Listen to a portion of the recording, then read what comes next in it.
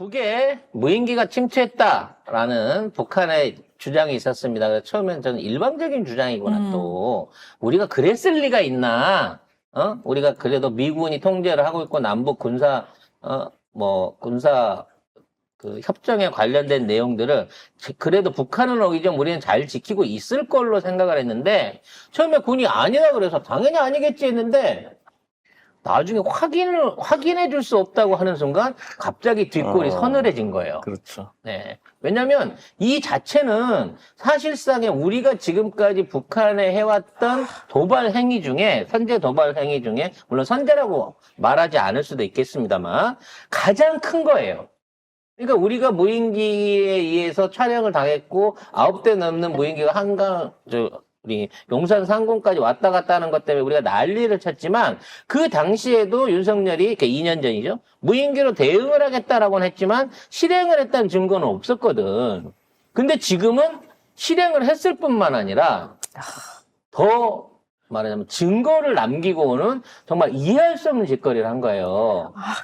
이게 단순하게 갖고 촬영만 하고 오는 거는 군사적 행동 내지는 정찰적 행동이라서 안 했다고 모른 척하면 돼요. 그건 되지. 근데 삐라를 뿌려갖고 증거를 남기고 온 거야, 이거는. 세 가지 면에서 문제가 있어요. 최초의 도발이었고, 두 번째는 증거를 삐라를 남김으로 인해갖고 저쪽을 자극했고, 마지막으로는 이 내용에 대해서 정부가 확인해 줄 수 없다고 하는 애매한 태도를 취한다는 거죠. 먼저 뉴스 정리해놓고 하나하나씩 분석해 보겠습니다. 네. 자, 국방부는 이 무인기에 대해서 확인해 줄 수 없다라는 입장을 밝혔잖아요. 그러면서 북한 내부 통제용이다라고 얘기를 하고 있습니다. 신원식 국가안보실장이 뭐라고 얘기를 했냐면은 확인해 준다는 것 자체가 북한이 원하는 우리 내부 갈등을 야기하는 거기 때문에 이거는 절대 이야기해 줄 수 없다라고 얘기를 하는데 여기서 이제 이 기사를 보면은 국방부에서는 시선을 빨리 돌리고 싶은가 봐요. 뭐라고 합동참모본부가 발표를 했냐면은 북한이 풍선을 특정 지점에서 터뜨려서 무기화할 가능성이 발견이 됐다. 오물풍선 일부에 위치정보 시스템 발신기와 GPS가 탑재됐다. 이런 식으로 또다시 이제 북한 쪽으로 시선 돌리기용 이야기를 하고 있는데 핵심은 뭐냐면은 우리 쪽이 보낸 그 무인기에 삐라가 있었고, 그러니까 전단을 살포를 했고 그 전단 안에 내용이 있었다는 거예요. 김정은과 김주애, 그러니까 딸 주애가 명품을 걸치고 있다라는 것과 관련해가지고 비판하는 그런 내용이 있었다라고 합니다. 자, 하나하나씩 처음부터 짚어가 보겠습니다.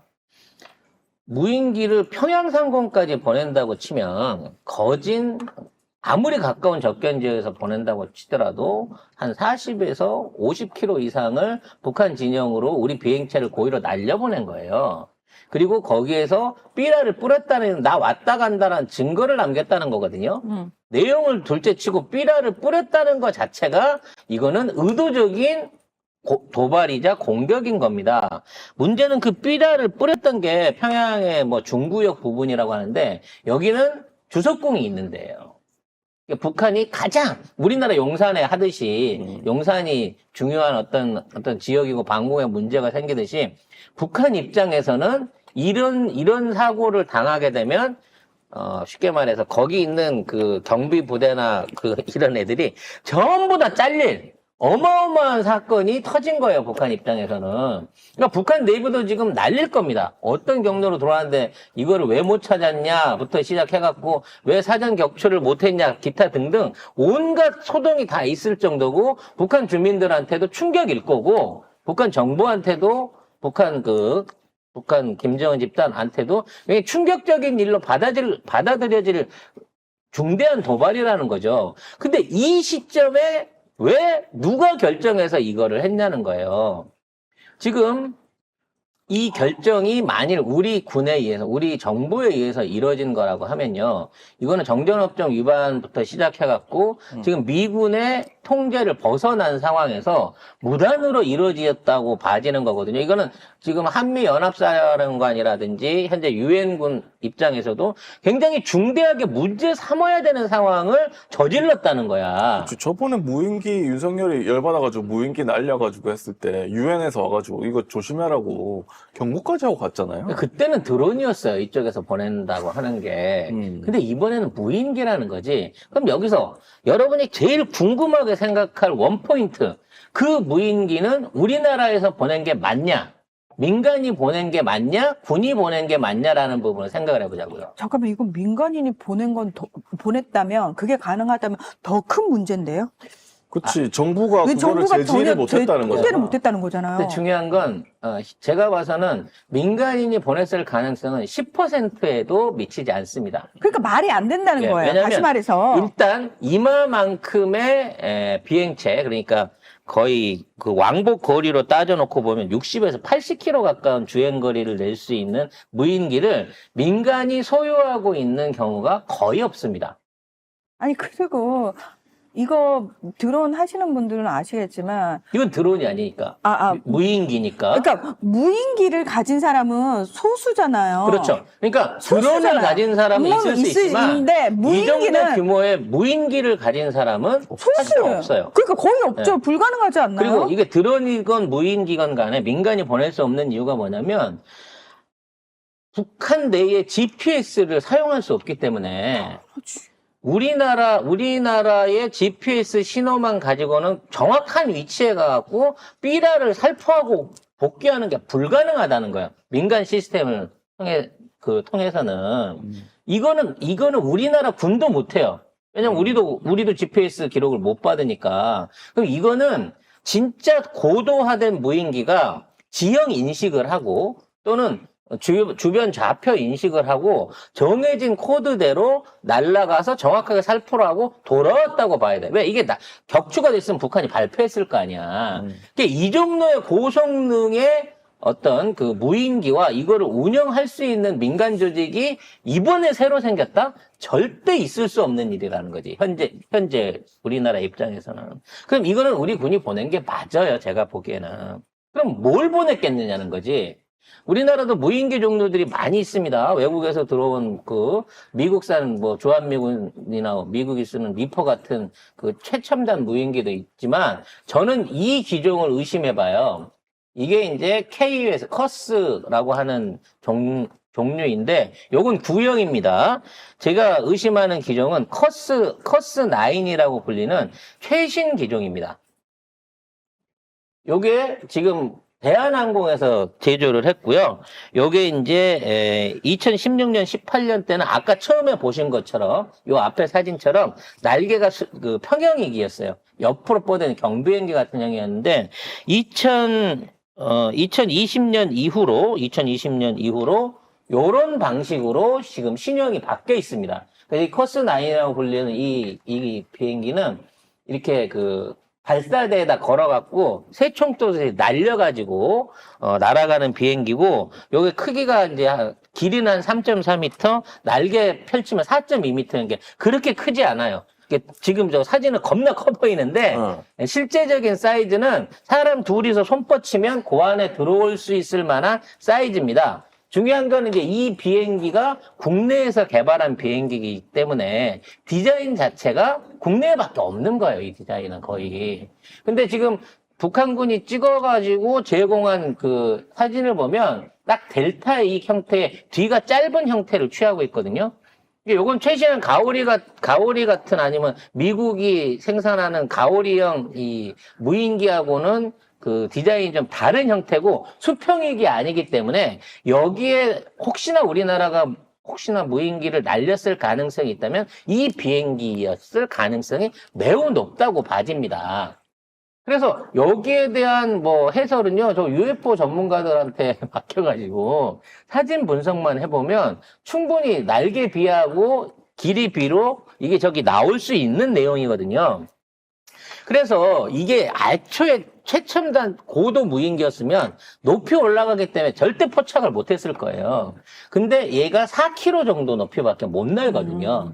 그렇기 때문에 격추는 할 수 없었지만 유관적으로 저런 식으로 이제 눈에 띄었다라는 부분인 거고, 문제는 이 삐라를 묶어갖고 날린 삐라 안의 내용도 우리가 일반 민간 애들이 보내는 삐라하고는 좀 내용이 달랐다는 거죠. 왜냐면 민간 사람들이 만들어서 날리는 삐라는 주로 이제 김정은 일가라든지 김정은과 부인에 대한 어떤 이상한 추문이라든지 이런 위주를 해갖고 하는 건데, 이거는 굉장히 뭐랄까, 정제가 됐다 그럴까? 만들었어도 진짜 잘 만든 삐라라는 거죠.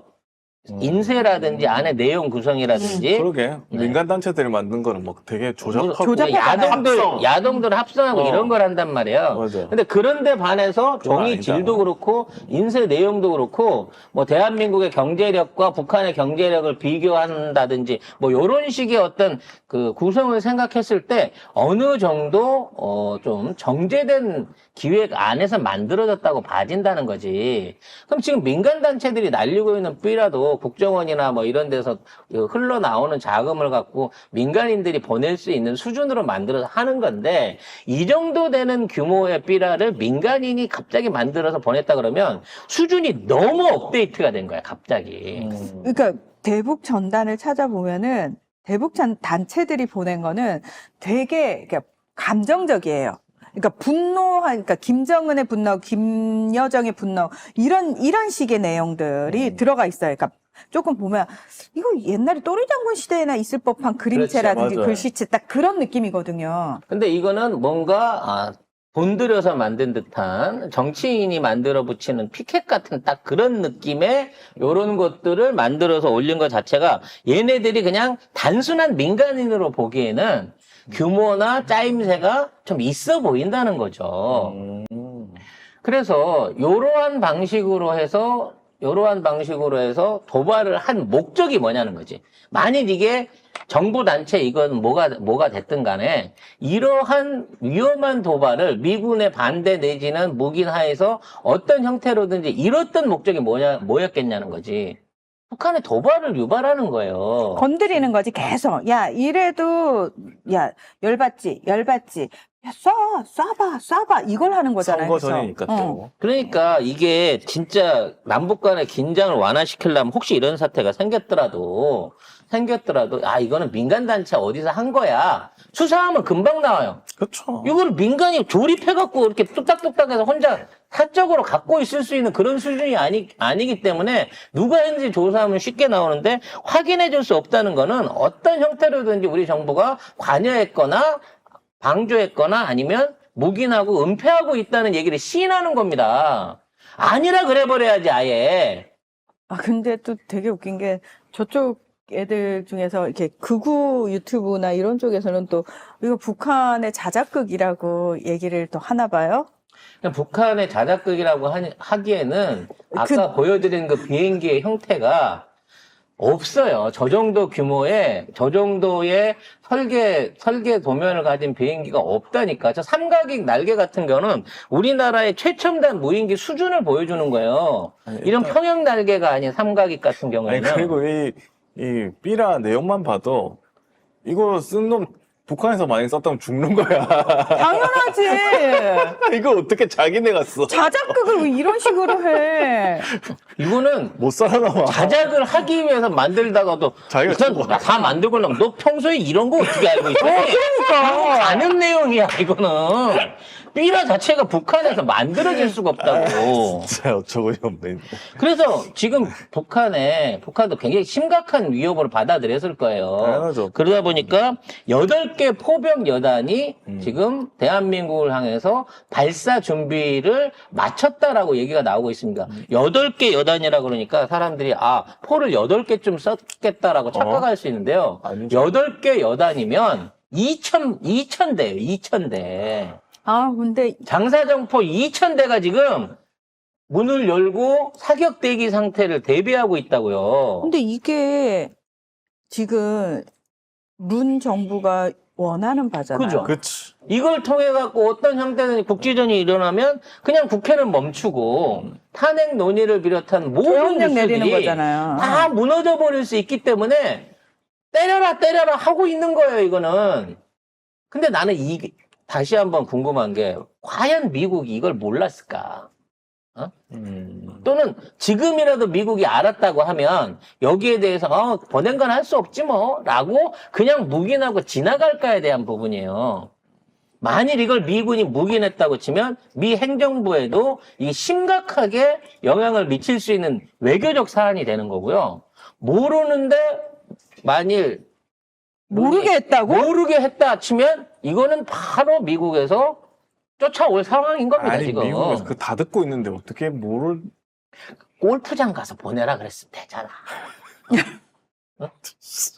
아니, 용산에서 얘기 안 하고, 야, 골프장에서, 야, 그거 띄울 거야?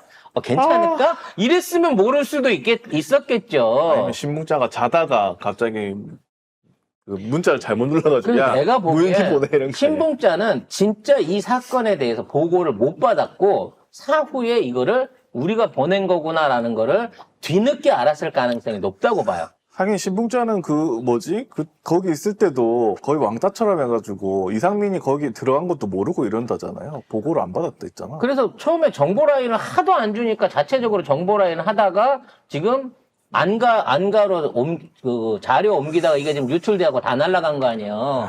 그래서 이번 사태는 단순하게 해프닝으로 끝날 수 있는 사안이 아니에요. 미국이 개입하느냐 안 하느냐, 그리고 지금 이 사안에 있어서 주도한 사람, 그러니까 이 누군가는 보내라고 했을 거 아니에요. 왜냐면 갖다만 놨으면 말 안 한다니까.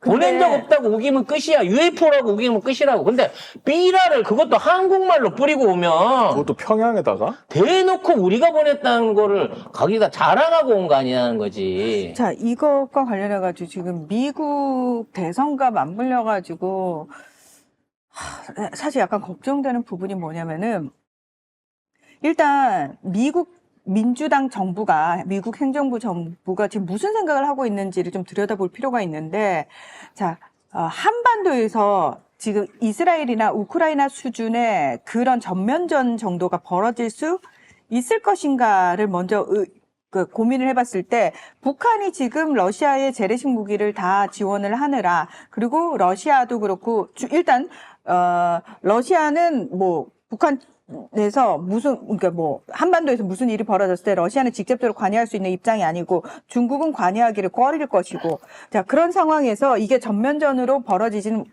않을 거다. 크게 번지지는 않을 거다. 적어도 이제 국지전 수준으로 끝날 수 있을 것이다라는 판단이 만약에 내려졌다면, 만약에 그 정도까지 걔네들이 생각했을 때, 야, 얘들이 크게 벌리진 못해 라고 판단을 내렸다면, 윤석열이 지금 하고 있는 이런 도발이나 계엄령 수준은 눈 감아 줄 수도 있겠다라는 생각이 들어요. 왜냐하면 지금 상황에서 해리스 부통령 쪽이 굉장히 밀리고 있거든요. 밀리고 있는 상황에서 계속해서 트럼프가 무슨 얘기를 하냐면, 나는 김정은이랑 사이가 좋았고 내가 대통령이 되면 푸틴, 시진핑, 김정은과 같은 독재자를 상대할 수 있다. 그런데 그런 독재자를 해리스는 상대하지 못한다. 그러니까 그러니까 그런 독재자와 상대할 수 있는 대통령 뽑아야 되지 않, 이 말이 사실은 되게 지금 먹히고 있어요. 실질적으로 백인 남성들한테 엄청나게 어필을 하고 있는 상황이란 말이에요. 그렇다면 북한은 지금 기다리고 있는 거였거든요. 트럼프가 다시 돌아와가지고 트럼프랑 뭔가 구체적인 얘기를 다이렉트로 하기를 기다리고 있는 상황에서 민주당 정부 입장에서는, 야, 지금 우리 대선이 지면 아무 의미가 없어진다. 이럴 바에야 저쪽에서 뭔가 불미스러운 일이 생겨가지고 겁 봐라. 북한하고는 대화도 하면 안 된다. 쟤네들이 저런 애들이다. 라는 거를 보여주는 것도 나쁘지 않겠다. 전제 조건이 있죠. 다만 이게 한반도 전체, 그러니까 한반도 전쟁으로 번지지 않는다라는 계산만 섰다면, 북한의 저런 도발을 유도해가지고 저렇게 북한과 끊임없이 친하다고 이야기하는 트럼프 여러분 믿을 수 있겠습니까? 뽑으면 안 됩니다. 쪽으로 이용할 수도 있겠다라는 생각은 듭니다. 그래서 저도 어느 정도 미국과 연계고리가 있다고 생각하는 증거 두 가지를 더 찾아봤는데요. 첫째로 10월 1일 날 우리 국군에는, 우린 몰랐는데 한미 작전 핵심이라고 하는 전략사령부가 추가로 창설이 됐어요. 전략사령부가. 왜냐면 이 전술과 전략의 차이인 건데, 전술은 군대에서 기습하고 게릴라전하고 폭격하고 이게 전술인 건데, 전략은요 핵무기를 쓰겠다는 얘기거든요. 끝판왕 전략인가? 그러니까 전술 무기와 전략 무기가 다르듯이 전략사령부라고 하는 거를 한미작전 핵심으로 한다고 친다고 하면 실질적으로 핵전쟁을 상정한 일종의 사령부가 1일날 갑자기 창설이 됐다는 거예요. 그리고 여기에 어떤 형태든지 미국이 껴있기 때문에 미국이 여기에 같이 동참을 하고 있다는 얘기 아니겠습니까? 여기 초대 사령관이 공군 중장이네요. 진영승 공군 중장.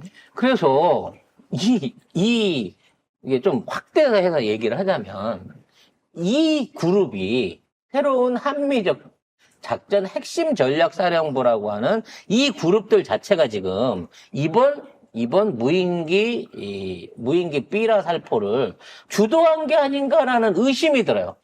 왜 이거 새로 생긴 부대니까.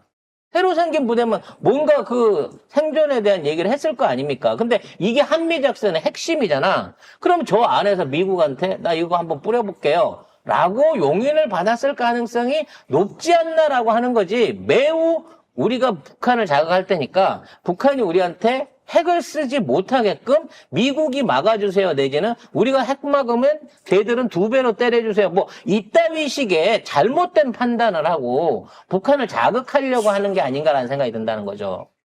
두 번째로는 뉴욕에 있는 한국 대사가 갑자기 오늘 개소리를 시전을 했어요. 그것도 8.15 그러니까 광복절은 일본군을 몰아내준 미국한테 감사해야 되는 날이다. 미국이 우리를 해방시켜줬기 때문에 감사해야 되는 날이다. 라는 얘기를 갑자기 이 총영사가, 뉴욕의 총영사가 이 얘기를 꺼냅니다. 이 사람은 문제 많은 사람이에요. 근데 문제는 8월 달도 한참 지난 시점, 2달 전 얘기야. 근데 왜 지금 와가지고 갑자기 2차 대전 정전하고 한국과 미국의 관계를 이런 정석적인 프레임으로 스스로 던지고 가냐는 거지. 이건 역시도 어떠한 형태의 정치적인 암묵적인 합의가 있기 때문에 이 얘기를 꺼내놓은 게 아닌가 싶다는 거지. 이렇게 되면 다시 한번 또 어느 시점에가 무인기 도발을 할 것이고 그 무인기 도발이 이루어지면 진짜 대한민국 어느 지역에서든 북한에 의한 발포로 인한 피해자가 생길 수 있는 것이고 거기에 대비해 갖고 일종의 그동안 국군의 날 그렇게 많이 연습했던 비행기 폭격, 그다음에 강화 훈련 이런 것들을 주체로 한 군사 작전이 이루어지면서 계엄령도 한 번에 되지 않겠느냐 그런 걱정이 된다는 거예요. 왜? 그동안 계속해서 국군의 날 하루 혼다고 하면서 비행기는 몇 대, 그날은 정작 다니지도 않았는데, 전국에 있는 공군기지에서 우리나라 상공을 훑고 조공 비행을 해나가면서 폭격 훈련을 했거든. 아까 얘기해 드린 대로, 우리나라는 GPS가 없어서 북한을 못 들어간다 그랬잖아요. 그래서 북한을 선제 공격할 수도 없고, 북한에 대한 위성 지도를 받을 수도 없습니다. 하지만 그게 없어서 없는 게 아니라 미국이 한반도 전역에 대한 모든 GPS, 위성 지도 등 기타 그 관측 자산들을 갖고 있으면서 우리한테 넘겨줄 때는 그 부분을 자르고 준단 말이야. 먹통으로 날려서 준단 말이야. 그럼 이번 무인기 같은 경우에도 확인해 봐야 돼요. 혹시 그 시간대에 미국이 북한 상공에 대한 GPS 자료들을 우리 무인기한테 제공해가지고 그걸 토대로 해서 밤에 가갖고 정확하게 평양에다가 삐라를 뿌리고 온 건 아닌가라는 의심도 해봐야 된다는 거지. 국방위 의원들이 이걸 해내야 되는 거예요. 지금 국정감사 바쁜 줄은 알지만 요 부분에 대한 것도 긴급 안건으로 틀어가지고 이걸 누가 보냈고 어떤 걸 보냈고 누가 배우이며 이 과정에 미국의 협조 내지는 방조가 있었는지 없었는지에 대한 문제를 심각하게 확인해야 된다는 것이죠. 지금 미국 민주당 입장에서는 온갖 짓을 다 해도 해리스가 치고 나가지 못하는 상황이거든요. 그래서 거의 트럼프가 당선될 가능성이 높아요. 지금 상황에서는. 그런데 이걸 흔들 수 있는 뭔가 모멘텀이 굉장히 간절히 필요한 상황인데 미국 정치 내부적으로는 그런 모멘텀이 만들어질 가능성이 없고요. 외부적으로 만들어야 되는데 외부적으로 만들더라도 우크라이나나 이스라엘 수준으로 크게 만들어지면 또 오히려 집권 정당 입장에서는 부담스러울 수 있기 때문에 거기까지는 가지 않더라도 살짝 흔들 수 있고 흠집을 낼 수 있고 모멘텀이 될 수 있는. 근데 제가 봤을 때는 이 북한이 굉장히 지금 그렇게 써먹기 좋은 게 뭐냐면은 트럼프가 계속해서 김정은 위원장 얘기를 공식적으로 하고 있는 상황이기 때문에 그렇다고 보시면 될 것 같고, 판단 기준이요. 민주당을 비롯해서 기성 정치인들은 정치적 판단을 해요. 미국 민주당. 예, 미국 민주당이나 미국의 기성 정치인들, 공화당도 마찬가지고 기성 정치인들은 정치적 판단을 해요. 말 그대로. 이게 산업적으로 또는 어떤 경제적으로 손해를 보더라도 정치적으로 그게 맞다 그러면 그걸 해요. 그런데 트럼프는 달라요. 트럼프는 철저하게 사업적인 판단을 하는 사람입니다. 경제적인 판단이 우선시되는 사람입니다. 그러니까 판단의 기준 자체가 미국의 기성 정치인들하고 트럼프는 완전히 다르다고 보시면 돼요. 그래서 트럼프가 하는 얘기들이 우리 입장에서는 되게 이해가 안 되지만 사실은 미국의 기성 정치인들한테 신물이 난 대다수 미국 유권자 입장에서는 트럼프의 판단이나 트럼프의 판단 기준이 되게 합리적으로 와닿을 수 있어요. 그래서 지금 이러한 도발을 미국이 용인하는 이유 중에 하나가 트럼프하고 김정은이 주북 미군의 진주에 대해서 합의를 봤다는 거야. 그것도 신의주 근처에다가 중국 국경 가까운 지역에다가 미군의 군사기지를 제공하고 미군의 주둔을 허락할 것이다라는 거를 내부적으로 합의를 봤다라는 내용이 있어요.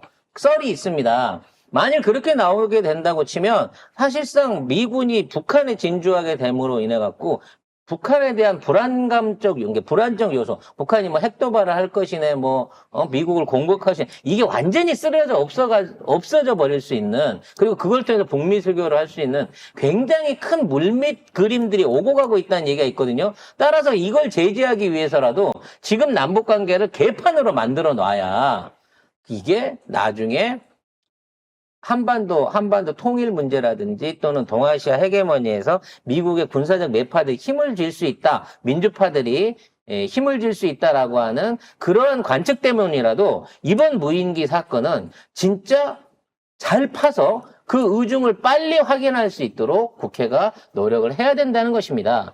여기까지만 정리를 할게요. 왜냐면 할 얘기가 너무 많으니까.